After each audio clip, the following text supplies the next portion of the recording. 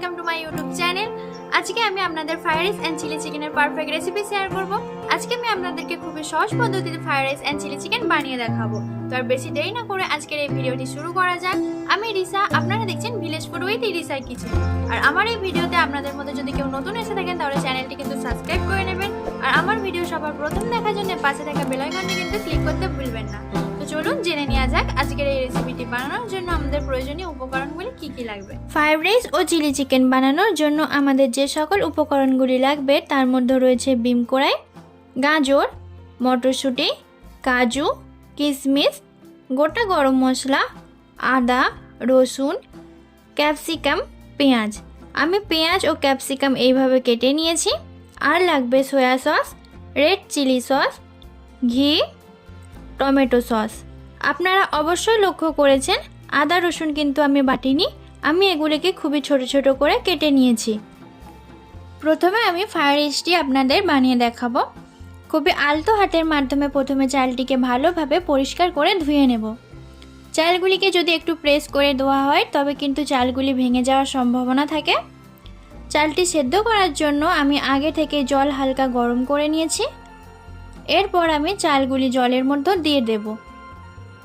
চালগুলি জলে দেওয়ার পর এতে দিয়ে দেব 1 চামচ নুন, অল্প পরিমাণ ভিনিগার আর দিয়ে দেব সামান্য পরিমাণ সাদা তেল। চালগুলি কিন্তু বেশি সেদ্ধ করলে হবে না, গাঢ় থাকতে থাকতেই আমি নামিয়ে নেব। দেখুন বন্ধুরা, চালগুলি আমার সেদ্ধ হয়ে গিয়েছে, দেখতেই পাচ্ছেন কতটা শক্ত রয়েছে। এবার আমি নামিয়ে নেব এবং ভাতের জলটি ভালোভাবে ঝরিয়ে নিতে হবে, তাই আমি এখানে একটি চুবড়ি ব্যবহার করেছি। এরপর রাইস বানানোর জন্য সবজিগুলি আমি সাদা তেলে ভেজে নেব। পরিমাণ মতো কড়াইতে সাদা তেল নিয়ে নেব। তেল গরম হয়ে আসলে এতে দিয়ে দেব কেটে রাখা গাজর ও বিম কড়াইগুলি। গাজর ও বিম কড়াই কিছুক্ষণ নেড়ে এতে দিয়ে দেব এবার মটরশুঁটিগুলি। সব কিছুক্ষণ নেড়ে এতে এবার অ্যাড করব 1 চামচের মতো নুন। নুন দেওয়ার পর আবারও আমরা কিছুক্ষণ সবজিগুলিকে ভেজে নেব। দেখুন বন্ধুরা, সবজিগুলি আমার ভাজা হয়ে গিয়েছে। সবজিগুলি কিন্তু আমি খুব বেশি ভাজিনি। এবার আমি নামিয়ে নেব। এরপর রাইস বানানোর জন্য কড়াইতে দিয়ে দেব 50 গ্রাম ঘি। ঘিটি গরম হয়ে আসলে এতে দিয়ে দেব গোটা গরম মশলা ও তেজপাতা। এরপর একে একে দিয়ে দেব কাজু বাদাম ও কিশমিশ। এবার সব কিছুকে ভালোভাবে ভেজে নেব। সব কিছু যখন ভালোভাবে ভাজা হয়ে আসবে তখন এতে অ্যাড করব ভেজে রাখা সবজিগুলি। সব কিছুকে কিছুক্ষণ নেড়ে এতে এবার আমরা সেদ্ধ করে রাখা চালগুলি দিয়ে দেব। এবার রাইস ও সব কিছুকে ভালোভাবে মিক্স করে নেব। মিক্স করার পর সব কিছুকে 2 থেকে 3 মিনিট ভেজে নামিয়ে নেব। এরপর আমি চিলি চিকেনটি বানিয়ে নেব। চিলি চিকেন বানানোর জন্য আমি 500 গ্রাম চিকেন আগে থেকে পরিষ্কার করে ধুয়ে নিয়েছি। এবার চিকেনটি আমি ম্যারিনেট করে নেব। ম্যারিনেট করার জন্য এতে দিয়ে দেব 1 চামচ নুন, অল্প পরিমাণ গোলমরিচ গুঁড়ো, সামান্য পরিমাণ ময়দা ও সামান্য পরিমাণ কর্নফ্লাওয়ার। এবার সব কিছুকে ভালোভাবে মিক্স করে 10 থেকে 15 মিনিটের জন্য ঢাকা দিয়ে রেখে দেব।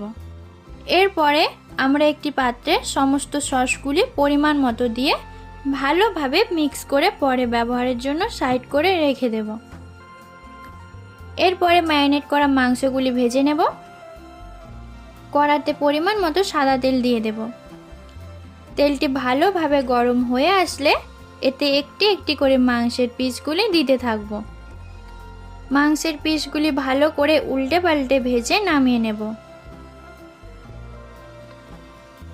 এরপর আবারও কড়াতে পরিমাণ মতো সাদা তেল নিয়ে নেব।